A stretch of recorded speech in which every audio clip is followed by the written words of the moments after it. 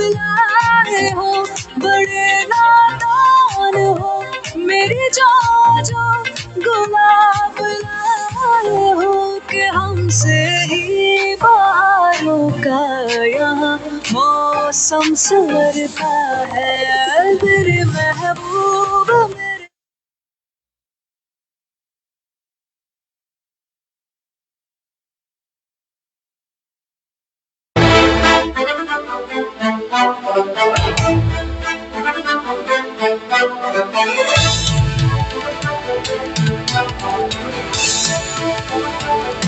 Across the skies, beyond all borders, legends rise, igniting fervor. This game unites young players and legends. Every shot, every catch, a legacy we send.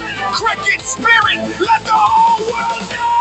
This is the spirit of the game. No limits, no walls. Hearts aflame, where legends guide, young players ignite. We play for honor, for pride, for love. Waves, aces, riders, wind chasers, seagulls, liberty. Together we rise, united in victory. GCL, USA, some legends and young players feel the thrill, the passion. Raise the bars.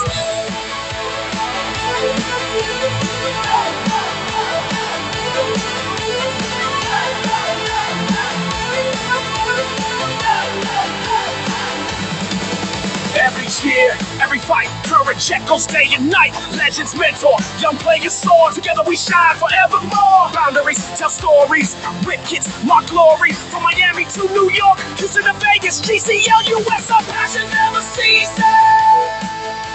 Together we rise.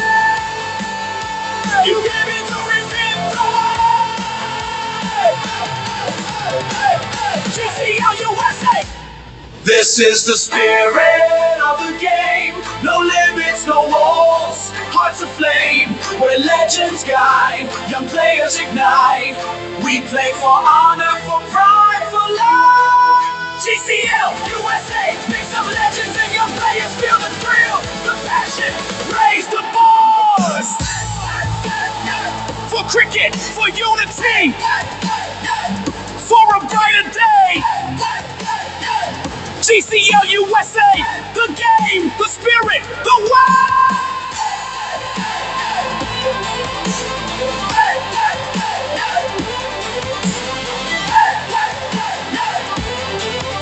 The game, the spirit, the way.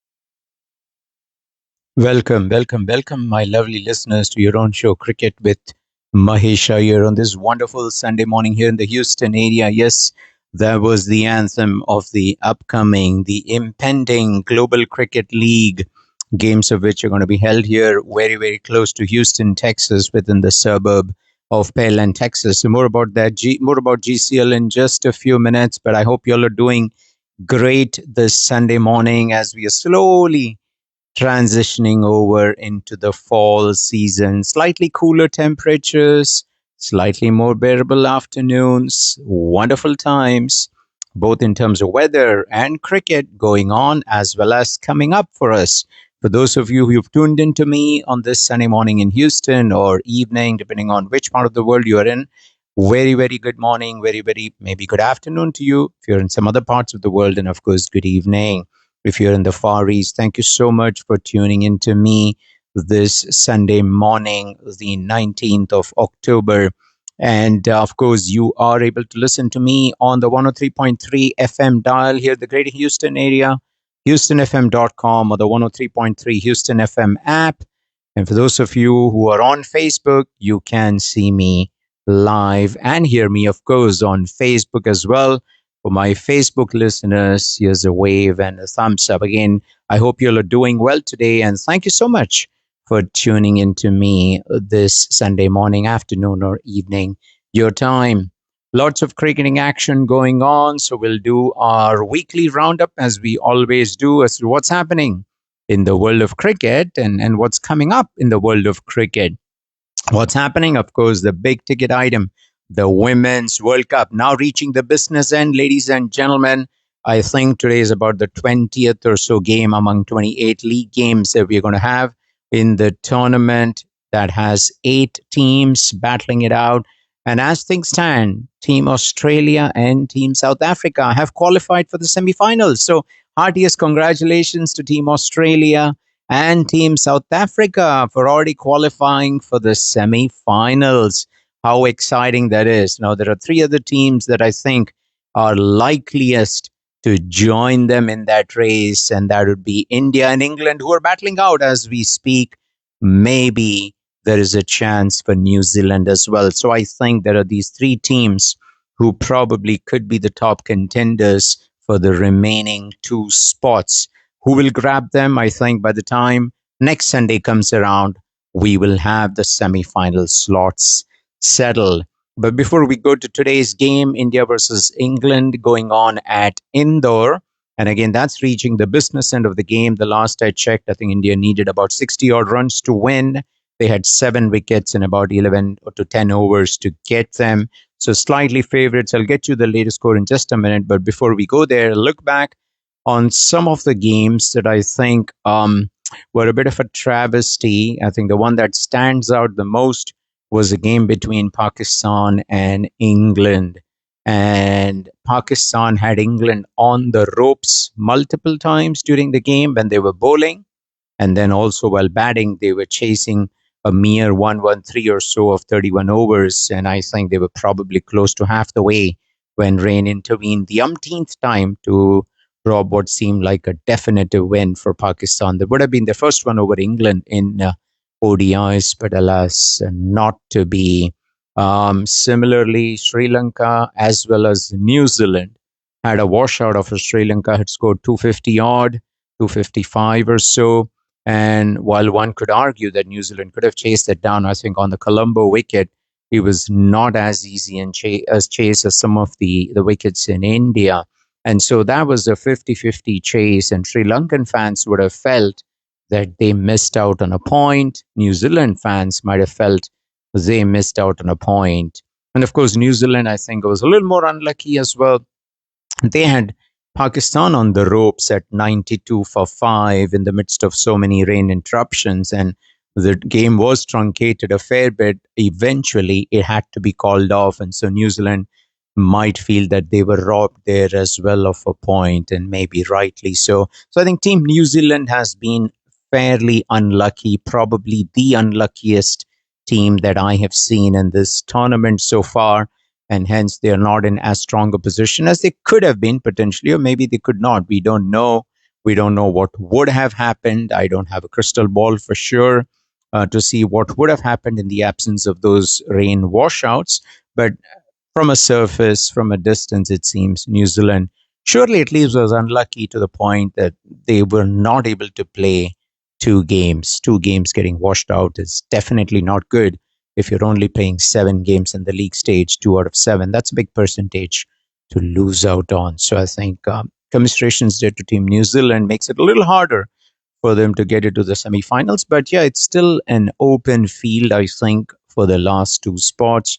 I still feel any of these 3 teams and maybe even one of the host nations, Sri Lanka, might have an outside chance of making it to the semi-final spot. So that's what's happening in the Women's World Cup. And before I leave that topic, the latest we have from Indore is after 41 overs, Team India is at 233 for 3. Deepti Sharma has got 36 of 39, and Smriti Mandana is on 88 of 93. So Team India now requires another 55 runs to win in another 9 overs. So they need to go to about 6.22 or so per over. So fairly doable, I would say. Maybe it's 55-45 in favor of India, maybe 60-40, because cricket is a game of glorious uncertainties, and it's the pressure that will come into play. And as I was speaking, Smriti Mandana has been dismissed by Lindsay Smith, So that surely does add to the pressure. So whichever team, I think the last 9 overs here handles the pressure better, will come out winning. So Team India does have the pressure that if they lose today, it'll make it even harder for them to get into semi-finals. They'll all but likely need to beat both New Zealand as well as Bangladesh in their last two league games. I don't know which order they're going to be playing them, but it wouldn't matter if they lose today. And Team England, if they win today, most likely, I think, will qualify for the semi-finals. I don't know that for a fact. I mean, I can take a look at the table here as things stand. England before this game has 7 points. So more than likely, if Team England wins today, I think they will be the third team to qualify. Then it'll be a battle between New Zealand and India, with Sri Lanka and maybe even Bangladesh having outside chances. So surely lots to play for. We wish both Team India and Team England all the very best in today's game, as well as all the teams, all the very best for the rest of the tournament. So that's on the Women's World Cup. I would say a very historic event that's happening that we all should be proud of and celebrate. Moving on from the Women's World Cup to a little bit of T20 cricketing action. Not sure how many of you caught that. India and Australia squared off first time in the summer. That's going to have 3 ODIs and 5 T20s between these two teams over the next few weeks. So the very first game, Optus Stadium, the magnificent Optus Stadium at Perth, played host, arguably still probably the bounciest wicket, even though it's not Walker, Western Australian Cricket Association, Western Australian, that used to be the historic ground at Perth. Now it's a new stadium that's been around for a few years. I don't know how many, maybe 5 at the most. A beautiful stadium, a beautiful venue, as bouncy. And Team India never really got going, right? And they folded up for 130 odd for 9. Of course, it was a truncated match, but it was a canter for Australia. So congratulations, Team Australia. Fantastic performance. They draw first blood, yeah, in this series, which essentially is going to have 8 white ball games, 3 ODIs and 5 T20s. So lots to play for, lots to look forward to in that particular white ball tour of Team India to Australia. Yet another T20 series concludes with Afghanistan beating Bangladesh 3-0. Yes, Afghanistan thrashing Bangladesh, not letting them win even a single T20 game in their series. So congratulations to Afghanistan on their wonderful win, clean sweep over Bangladesh. Test matches, again, wonderful test matches going on as we speak. India getting a 2-0 win over West Indies. Of course, the second test match that was played between the two teams at New Delhi, Arun Jaitley Stadium. It went on to day 5. I think it's a testament to West Indies' fighting spirit that they didn't cave in the second time around after being asked to follow on. However, they still ended up on the losing side. One just hopes that Team West Indies puts up these kinds of fighting performances in the first innings and more consistently, then they will be a force to reckon with. The force that we want them to be reckoned with, that they used to be in times gone by, but times that I have not forgotten. And I sincerely hope I will live to see the day again when Team West Indies is at top of the world. And they show glimpses of that, but unfortunately, typically they are slow starters in a series. They go back and then they fight, and by then it's too late. And then even the stamina for a fight is very, very limited in West Indies team members. So I think that's the issue. But yeah, one hopes for brighter and better days for West Indies cricket. We wish them all the very best, and we congratulate Team India on winning this series. This is the first series after the England series, which kicked off their 2025-2027 cycle of the World Test Championship. And then, of course, Pakistan putting it across South Africa 1-0 in their first game at Lahore. A spinning track, spinners made hay on both sides. So we congratulate Pakistan on winning this wonderful game of cricket. And I believe the second test match is going to be at Rawalpindi in a few days. South Africa will be encouraged by the return of Keshav Maharaj into their team. So It was a pretty good fight by South Africa. They didn't cave in, but eventually, Pakistan was too strong for South Africa, winning by 90 odd runs. So we congratulate Team Pakistan and wish both the teams all the very best as they go into the deciding second test of that particular series. Now, on to Global Cricket League that we all have been talking about over the last few weeks. It's here at our doorstep, still scheduled to start on the October 24th, Friday, October 24th, 5 days from today, and conclude with the grand finale on Sunday, November 2nd at the Moosa Cricket Stadium, now known as the Kingsman Cricket Arena. Fast and furious T20 action, one game on day one game on the last day, and then double headers every day, ladies and gentlemen. So the games start 9:30 a.m. morning games, 1:30 p.m. afternoon games. Kingsman Arena, 6 teams battling it out. Houston Riders, Las Vegas Aces, Miami Waves, Washington DC Eagles, New York Liberty, and Chicago Wind Chasers, with several marquee players, several platinum players signed on. I've been mentioning from Harbhajan Singh to Shakib Al Hasan to Mohammad Nabi to Shoaib Malik to Imran Tahir to Martin Guptill to Sean Marsh and so many other names. High quality action. These legends are going to be here. They're going to be playing with young upcoming stars.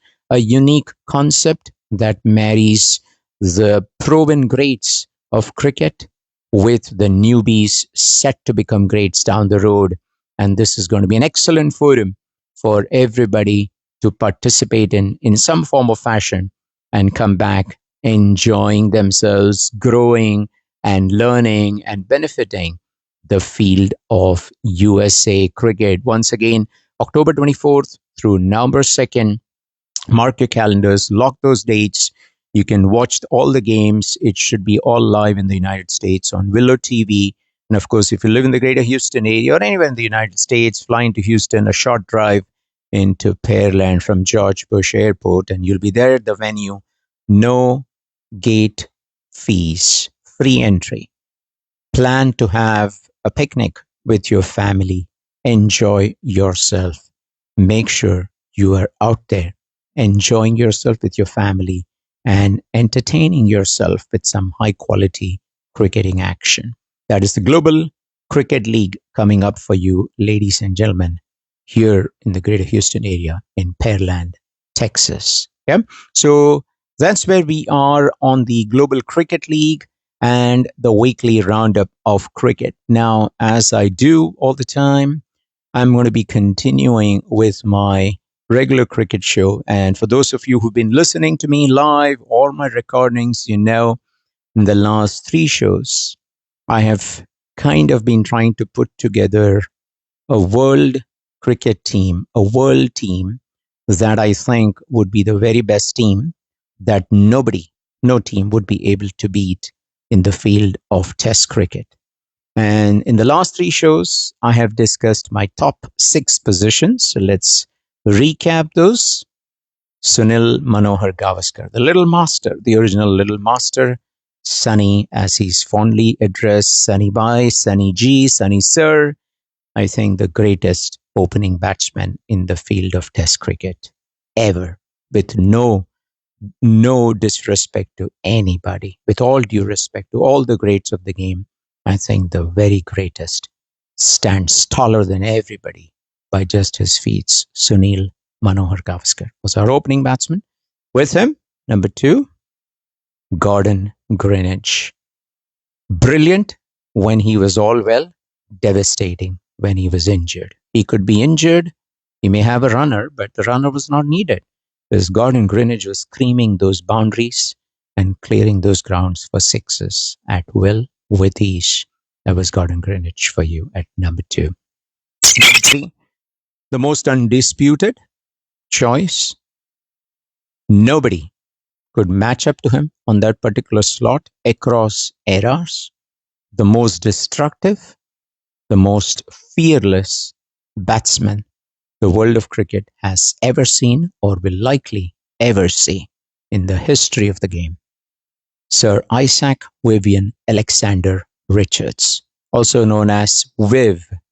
Viv Richards, or Viv as he was fondly known, and he's still fondly known to the cricketing community globally. Viv was number 3. Number 4 onwards, I had tough choices to make, but the choices I made are: number 4, Prince Brian Charles Lara. Fantastic player. I think arguably after Sir Viv, the greatest batsman the Caribbean islands have produced. His hunger for runs, his willingness to stay on the crease forever, forever, ever, his stamina, his appetite, unmatched. Yeah. He could score single handedly more runs than the opposition team could. Simply brilliant. Prince Brian Charles Lara. Number 5. Again, very difficult. As I said, tough choice for me. I had to leave out some of the greatest legends of the game, but I picked this gentleman. Unfortunately, already late, Martin Crowe. What a genius with the bat. And we saw last time one of the videos where another legend, Wasim Akram, basically said nobody else knew then how to play reverse swing except Martin Crowe. Absolute genius of the game. Brilliant captain as well. And we left off with number 6. Again, a very tough choice, but I think maybe not that tough. Yeah.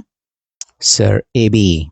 Alan Border, fondly addressed as AB even today. Alan Border was my number 6. Again, a brilliant batsman, brilliant fielder, and more than handy left arm orthodox, I think, leg spin bowler. What a genius. Also a great captain, but I won't make him captain of my team. I might have made him a vice captain. I did have 2 thoughts about it, but yeah, I probably won't make him a vice captain as well for reasons that I'll cover as we continue that program today. All right, so that's where we are. And now we're going to take the show ahead. Before we take the show ahead, I'm going to flip the cameras, get everything ready. So while I do that, let's take a break and enjoy this wonderful song. It's a yesteryear song, again by one of the legends who's no more, and her wonderful brother, outstanding voices. I'm referring to Nazia Hassan, the late Nazia Hassan, unfortunately already late, and her brother Zohib, singing this beautiful song, Main Aya Tere Liye. All of the cricketers who are going to come to the Houston area, all of the commentators, the presenters who are going to come to the Houston area, all of the backroom staff for each of the teams, they're going to come to the Houston area. They're all coming for us, right? So I think this song is a tribute to the fact that they're all coming for us. Enjoy, ladies and gentlemen, this wonderful song. For those of you who are on Facebook, stay tuned. I won't be disconnecting. You'll be seeing me moving around, getting things ready, but enjoy this peppy number, Main Aya Tere Liye. And I believe the music was given by, again, Bappi Lahiri, unfortunately, already late. Yeah. So be back, ladies and gentlemen, with the continuation of the cricket show while we enjoy this wonderful number. Thank you again for tuning into me on your own show, Cricket with Mahesh Iyer.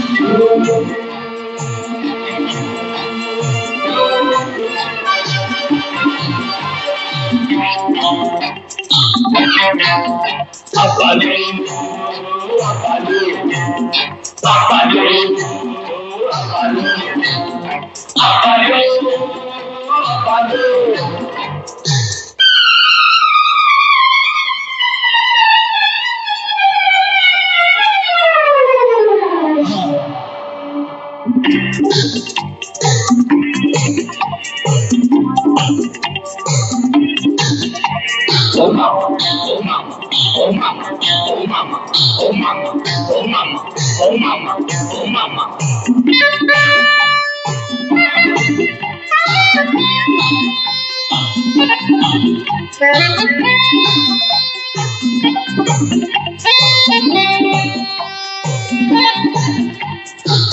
oh mama, oh mama, oh mama, oh mama, oh mama, oh mama, oh mama. मैं आया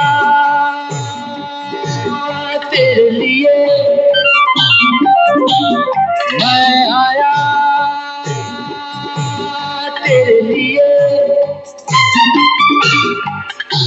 होठों के लेके तराने, जादू सुरों के जगाने, मस्ती के नगमे सुनाने आ गई।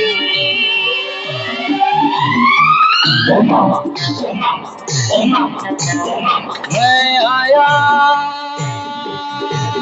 तेरे लिए, मैं आया तेरे लिए। सबके दिलों को नचाने, कैसे करिश्मे दिखाने, क्या क्या निशाने लगाने आ गया। मैं आया तेरे लिए, तेरे लिए धुम धुम धुम धुम धुम धुम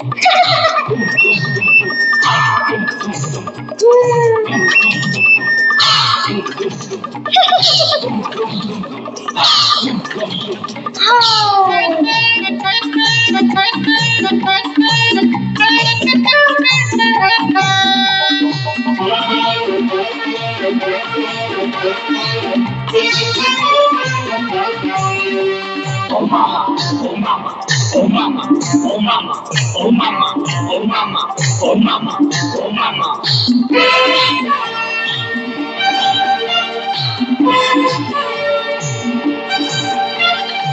वो सांस छेड़ू मैं, वो गीत गाऊं मैं, सांसों में हलचल मचा दूं।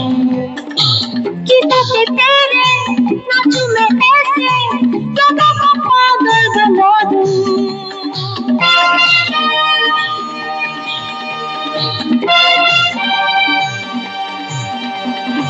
महफिल में आऊं तो, जादू जगाऊं तो, मैं होश सबके उड़ा दूं। आँखें मिला के, तू मुस्कुरा के, मैं आग दिल में लगा दूं। मैं आया तेरे लिए, तेरे लिए मैं आया तेरे लिए। तेरे लिए होठों पे लेके तराने, जादू सुरों के जगाने, मस्ती के नगमे सुनाने आ गई। मैं आया तेरे लिए, तेरे लिए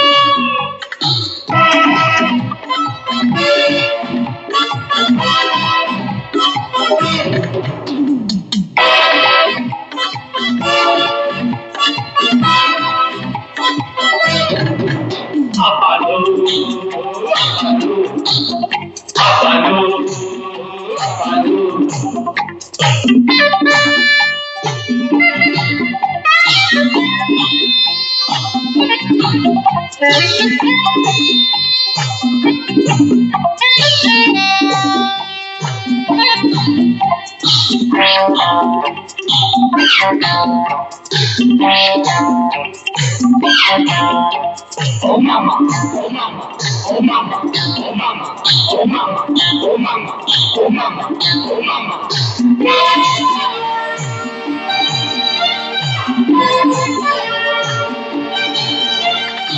सारा जमाना तो मेरा दीवाना है, गीतों का मैं हूँ दीवाना। रंग बदल के, रूप बदल के, चलो दिलों को लुभाना।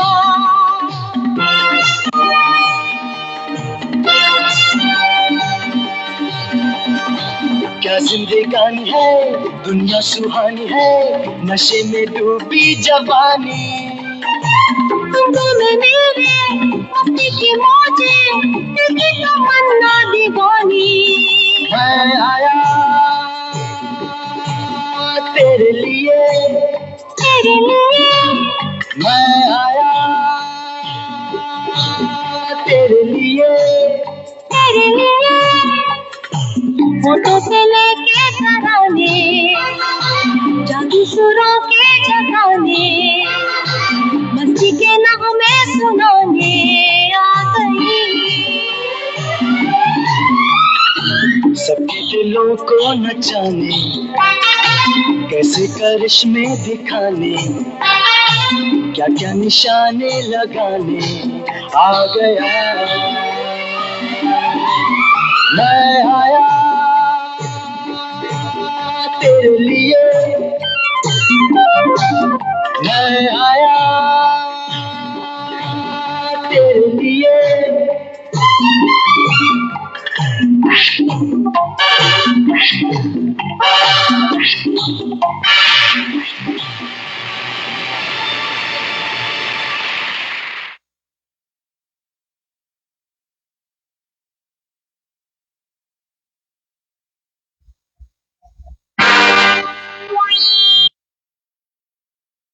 Welcome back, ladies and gentlemen. That was a wonderful song, Main Aaya Tere Liye. Let's not forget, a lot of people are coming for us.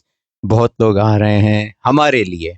So, before we go ahead with today's show, as I had promised, I will be sharing with you the live scores of the ongoing India versus England women's ODI, very crucial game at Indore. So, the latest news from Indore is after 46.3 overs, India is at 262 for 5. So they have lost Smriti Mandana's wicket, as well as just about a few minutes ago, literally, Richa Ghosh's wicket. So I think this now makes it still a 50-50 contest. I had said at the start of the show when I was giving the weekly roundup, I thought it was like a 55-45 India, maybe 64 to India. But then again, I had also mentioned whoever handles pressure better will come out winning.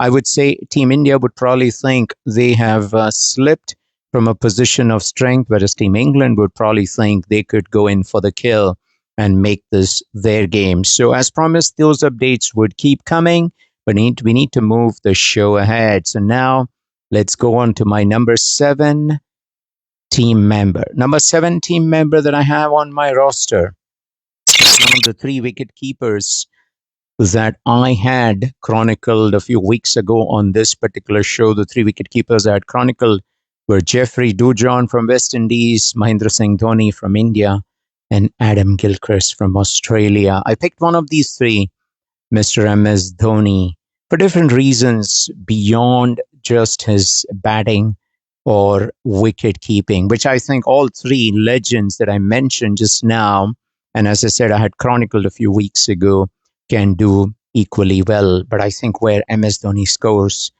is his tactical acumen, his captaincy capabilities. I think one of the finest captains, maybe the finest captain that India has ever produced, and one of the greatest captains the world of cricket has ever produced. And despite all of these accolades, I would say in my team, MS Dhoni, in this team that I'm putting together, would be a vice captain, because there is another person that I'm going to chronicle. Hopefully today, I think I'll have the time to do that. I think he would be the greatest captain that the world has ever seen. So on to that later. Right now, MS Dhoni, we saw some of his batting capabilities. We saw some of his wicket keeping capabilities. What I'm going to play today is a video that showcases Mahendra Singh Dhoni's tactical acumen. Let's sit back, relax, enjoy MS Dhoni using his sharp mind to get ahead of different oppositions throughout this video. Enjoy, ladies and gentlemen.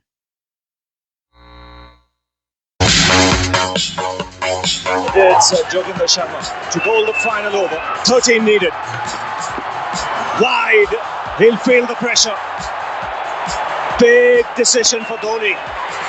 Should it have been Joginder? Should it have been Harbhajan Singh with his experience? MS Dhoni has walked up to him, possibly trying to calm his nerves.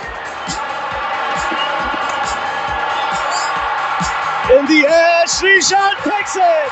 India win. And India would believe they've got out of a corner. MS Dhoni got it right in the end. Ravi Ashwin back into the attack now. Maxwell has had the wood on Ashwin in any form of the game. The good thing for Ashwin is Maxwell will be hitting into the longer part of the boundary. And there is a bit of spin too, and Dhoni's got mid-off up, so that's where Maxwell will be targeting. And straight to him, on the slopes, got him. Change of bowling's work, good captaincy, good bowling, and good field setting. Maxwell goes. Good field from Dhoni. He had the reverse option out of the target, out on the fence, and he managed to get the very dangerous Maxwell.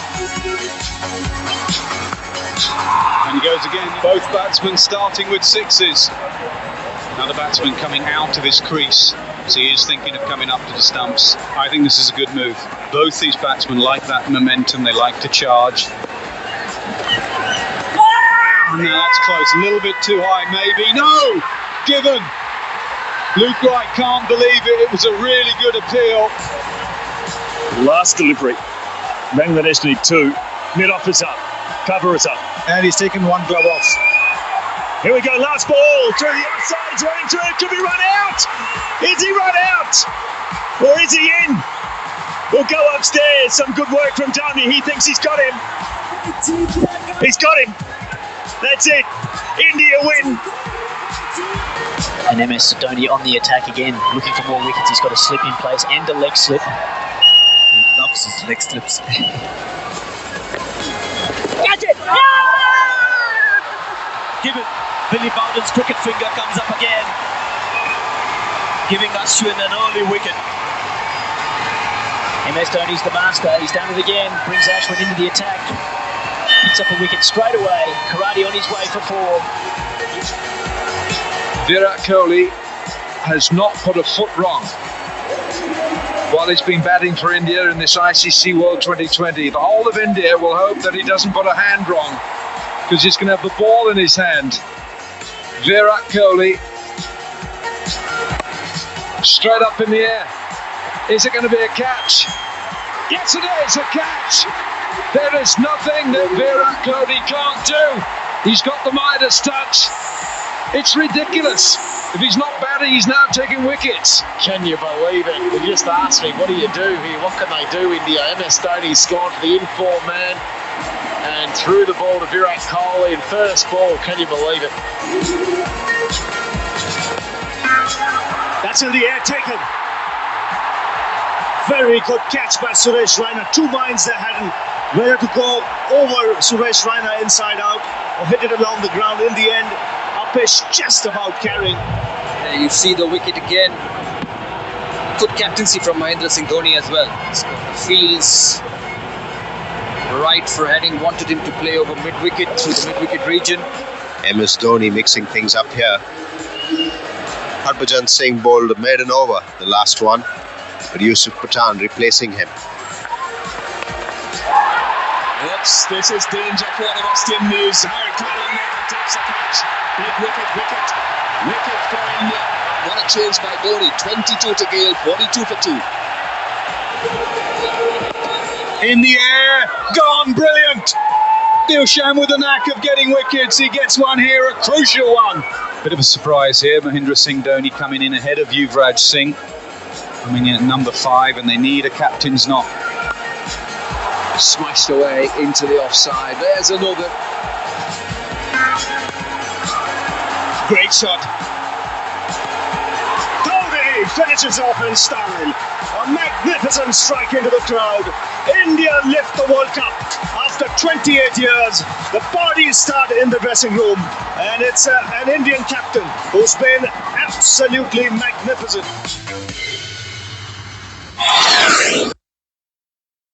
What a legend, Mahendra Singh Dhoni. I don't need to say more.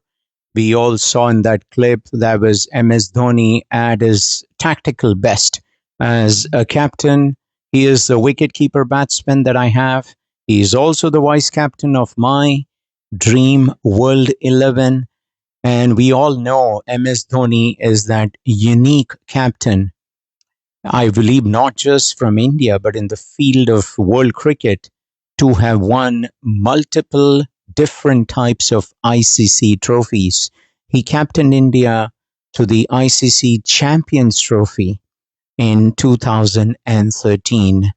Prior to that, he captained India to the 2011 ODI World Cup trophy. And prior to that, he captained India to the 2007 inaugural T20 World Cup.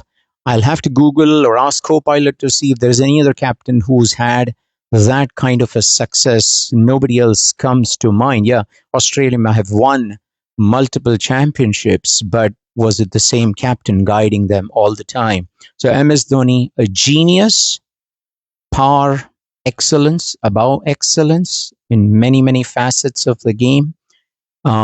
Easily the best wicketkeeper batsman that I could put in my team, and my vice captain. Yeah, I would have loved to make him the captain of my team. And in fact, let me not forget, Sir Alan Border was a great captain as well. And I didn't put him as a captain of my team. Similarly, when I selected Sir Alan Border, I may or may not have mentioned this last week, another legend, one of the greatest in the universe of cricket, I left him out as well. Sir Clive Lloyd. Sir Clive Lloyd was a wonderful batsman. Probably people didn't see much of him or glorify him because of Sir Viv Richards. But I think Sir Clive Lloyd was a master reader of the game, and he was a master man manager. He united people from across the Caribbean islands and made them play for West Indies cricket and made them the fearsome force they were. And I've left out such legends because I'm only making one team. Maybe I should have made two teams. Yeah, but in one team, how many could I accommodate? Only 11 players, and I'll probably have a 12th man. So these are wonderful legends I've left out. And so Alan Border misses out on captaincy. MS Dhoni misses out on captaincy in my team, but I would make him the vice captain. So that was MS Dhoni. He's not being christened Sir, but in my mind, he's Sir MS Dhoni, Mahendra Singh Dhoni, a genius cricketer. And for those of us who haven't watched his movie, I think we need to watch the movie MS Dhoni. And unfortunately, the actor who played MS Dhoni, the equally genius, talented actor in Bollywood, Sushant Singh Rajput, is already late. He's no more with us. I think he passed away about 5 years ago. And even as a tribute to Sushant Singh Rajput, that movie is a must watch. And of course, as a tribute to MS Dhoni, it is a sure must multiple watch. So that's MS Dhoni, ladies and gentlemen. He's my number 7 in the team. He's my wicketkeeper batsman. And he is my vice captain. Now, why is he not the captain? Before I go there, let us now look at the scores that we have on the India-England match. That game is going down to the wire. India lost another wicket. In the midst of this all, Deepti Sharma, who had scored a 50, was gobbled by Sophie Eccleston. So in the last over, India has now got 5 deliveries remaining, and they need to still score 13 runs from what I can see, or 12 runs, I think, in the last 4 deliveries. So now it's advantage England unless India can get a few boundaries in here. So I'll keep giving you the scores as we move to the next part of my show, which is the number 8 player on my roster. In my personal dictionary, this particular player is the greatest all-round cricketer to have ever played the game of cricket. If I just did a show on the best all-rounders in world cricket, this particular player who I'm going to name will be up there. Nobody else, not Jack Callis, not so many others that people would regard, not even Sir Gary Soubers. But this player is my best all-rounder, my favorite all-rounder in the field of cricket. As we speak, India now need 11 runs from the last 2 deliveries. So now it's surely, hang on. India does need 11 runs from the last 2 deliveries. So now it's advantage England on today's game. So going back to this wonderful cricketer, he also is my most favorite captain. I think he displayed captaincy skills that nobody else ever did in the field of cricket. A fantastic man manager. You could bring him in as a batsman purely. You could bring him in purely as a captain. and you could bring him in purely as a bowler. He would be your number one choice on any of those counts. He is, in my opinion, the very best cricketer. And this is where I'm going to give away the name, I think. I think he'll be guessed before I even mention his name. He is the very best cricketer that the country of Pakistan, in my opinion, has ever produced. None other than the legendary Imran Khan. I don't need to say more. I have a few videos that I want to play. And before we go there, England has beaten India by 4 runs. I think this was more a case of India not holding their nerve well enough to get over the finish line. I think when I started the show about 45 minutes ago, they were in a very, very strong position. And by this loss, I think they've only hurt their chances of making it to the semifinals in a big way. The last 3 games, I must say, I'm just digressing a little bit. The Team India women have probably demonstrated that they don't do well under pressure. They had Australia chasing 330 and let them chase it.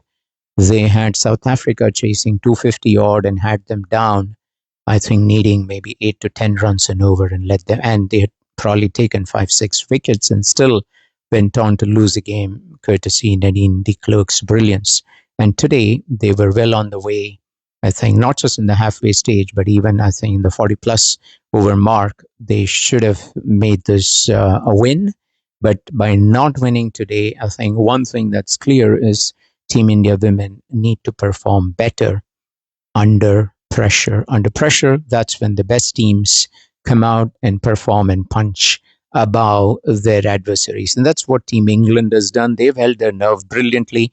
I felt they were at least 30 runs short. I mean, 287, 288 to me was a below par total. They should have really gone on to make 320 odd, in my opinion, based on how well they had started and how well they were doing in the middle overs. But Team India girls pulled back very well with a lot of wickets in the middle, but then they couldn't make it count towards a win. So heartiest congratulations to Team England. I think, if I'm not mistaken, this means that they are through to the semi-finals as the third team, and now just as one slot that needs to be contested between India, New Zealand, and maybe Sri Lanka and Bangladesh as outside contenders. Pakistan, unfortunately, is out of the race, courtesy some washouts and courtesy poor performance that they showed in the first 3 games, losing all 3. Yep.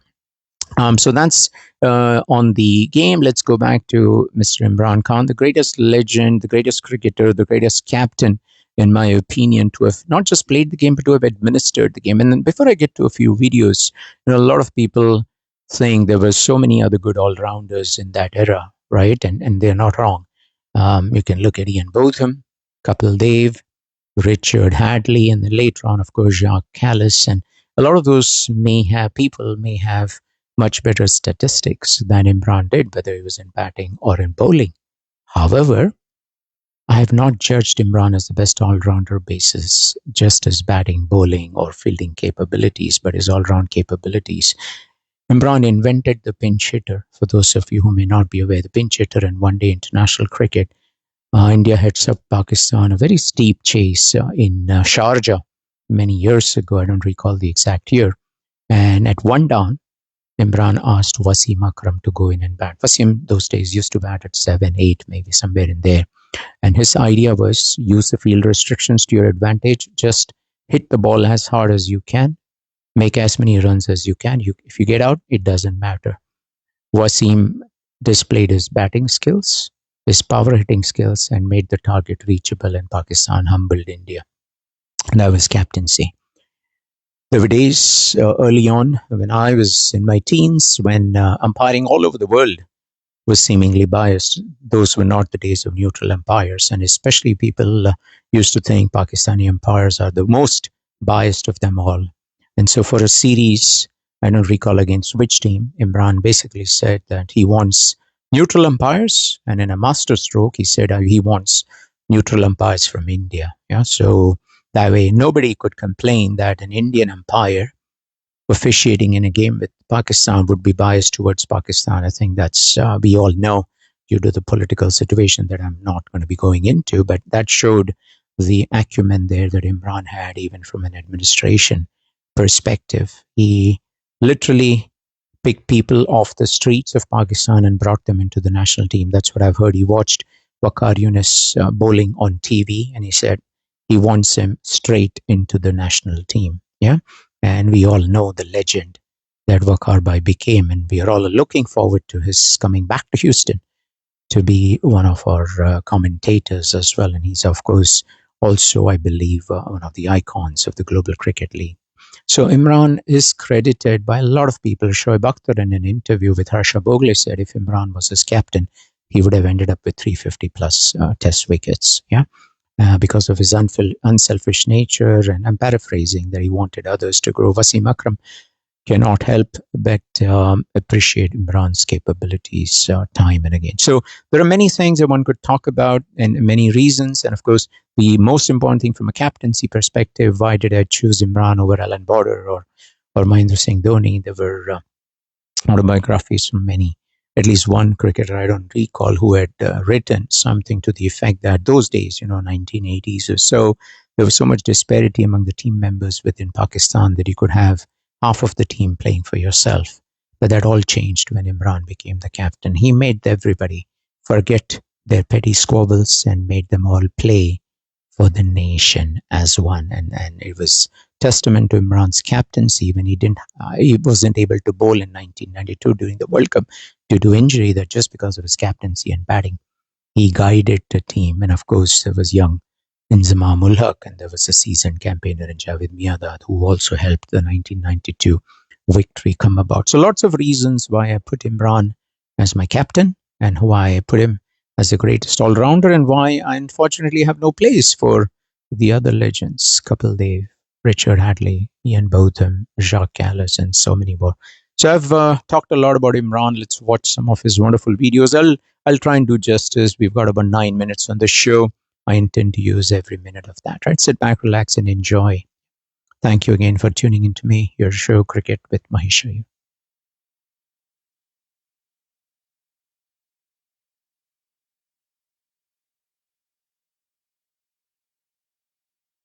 Believe me if I told you that there was a cricketer who took 0 international wickets in his first 3 years of his career, but still somehow went on to become one of the greatest all-rounders of all time.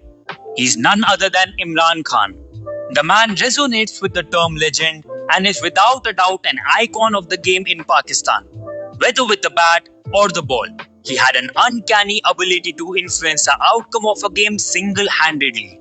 And apart from his all-round capabilities, Imran's mentality was one of relentless pursuit of excellence, pushing himself and his teammates to the limits and beyond, which turned Pakistan into a powerhouse in the 80s and the 90s.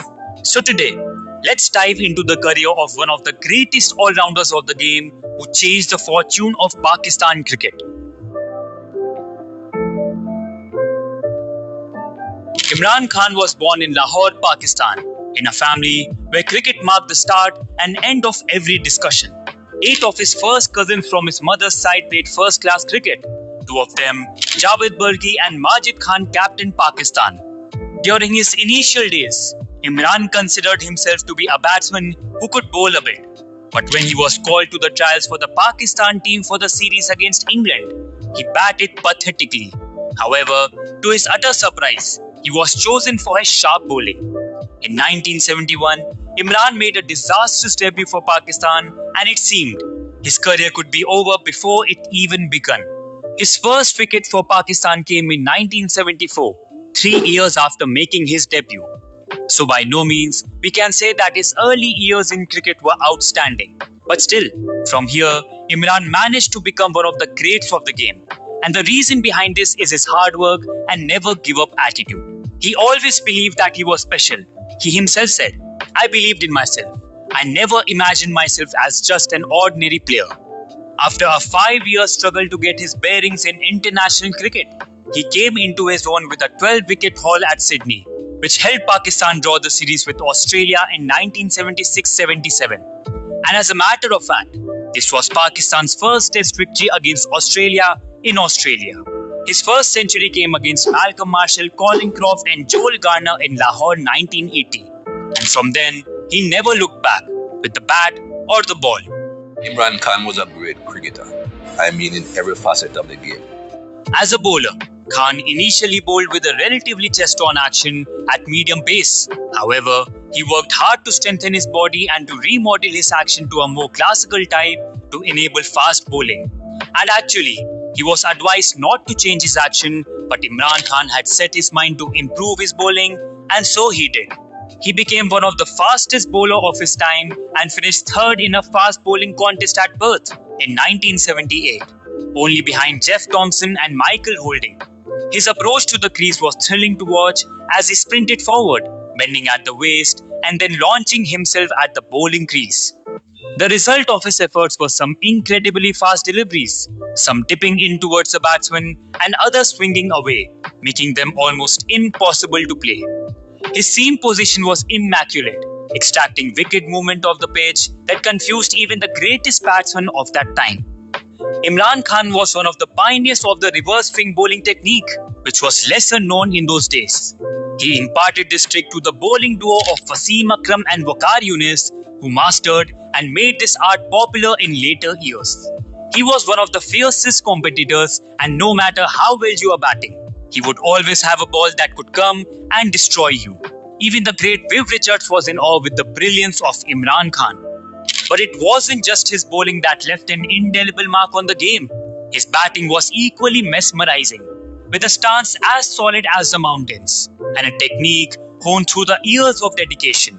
Imran commanded the crease with authority.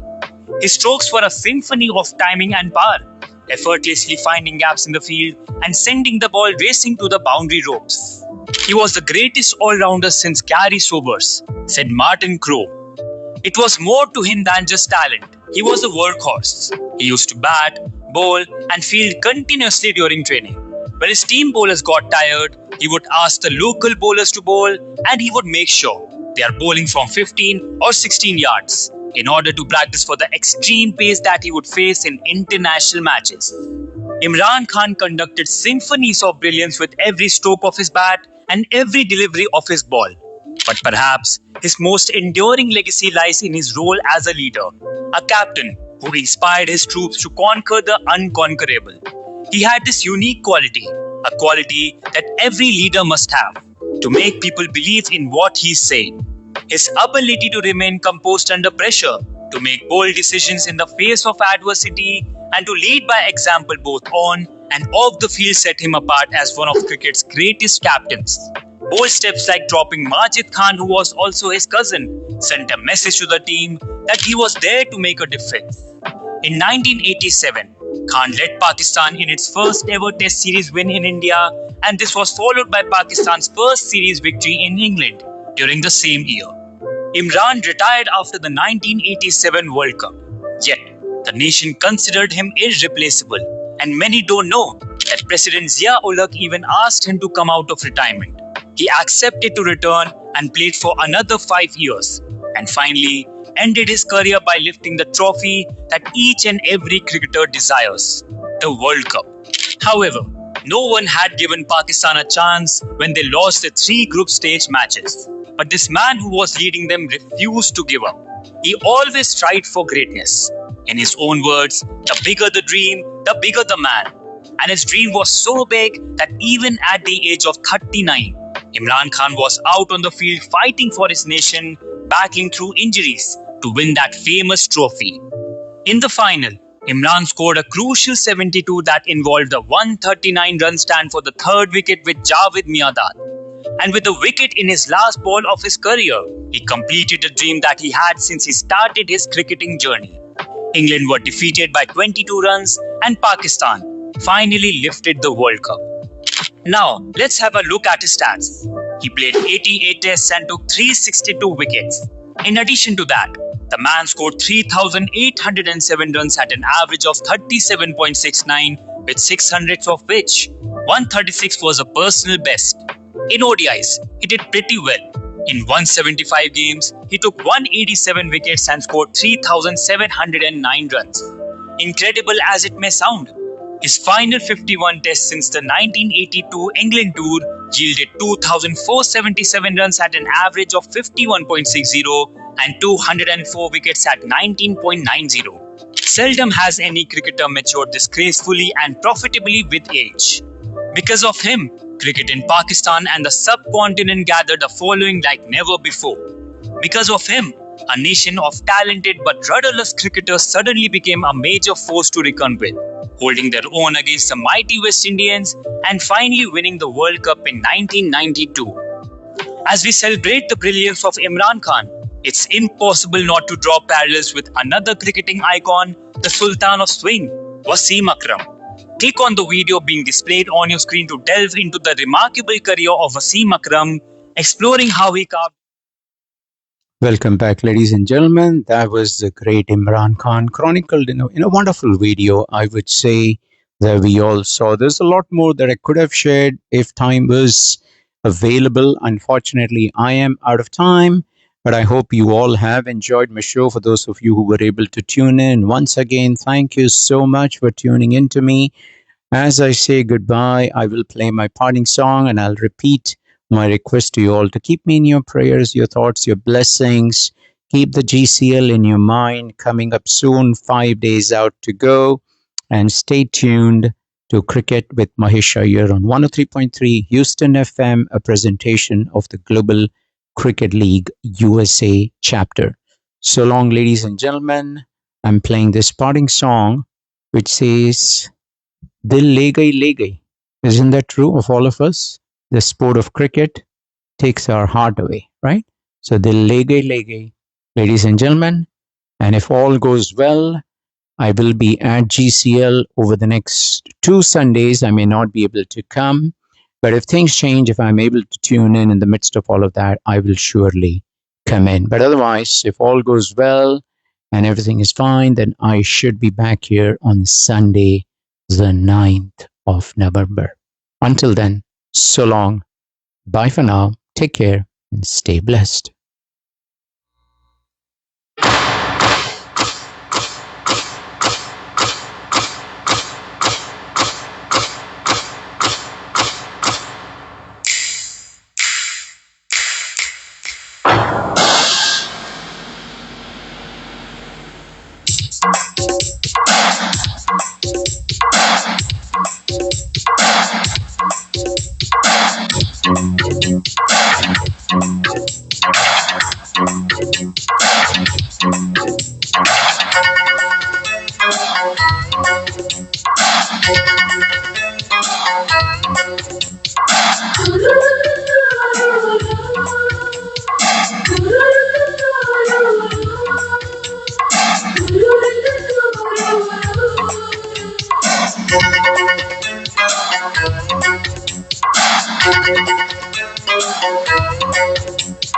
मुझको हुई न खबर चोरी चोरी छुप छुप कर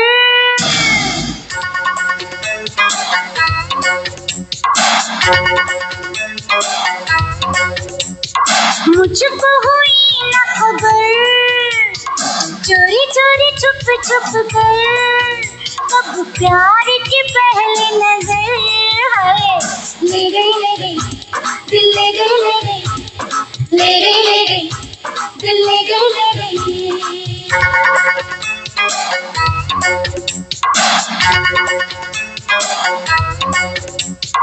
मुझको हुई न खबर चोरी चोरी छुप छुप कर कब प्यार की पहली नजर है ले गई दिल ले गई ले गई दिल ले गई ले गई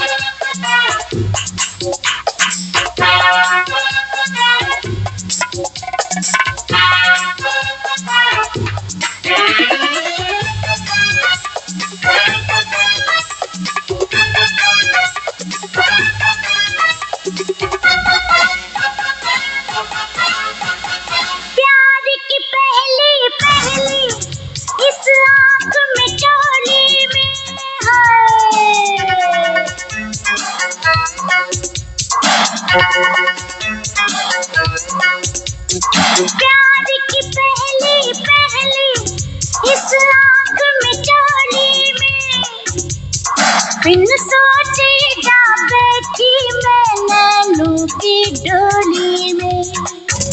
अब लगता है मुझको डर, चोरी चोरी चुप चुप कर, अब प्यार की पहली नजर हाय ले गई ले गई दिल ले गई ले गई ले गई ले गई दिल ले गई ले गई ले गई ले गई दिल ले गई ले गई।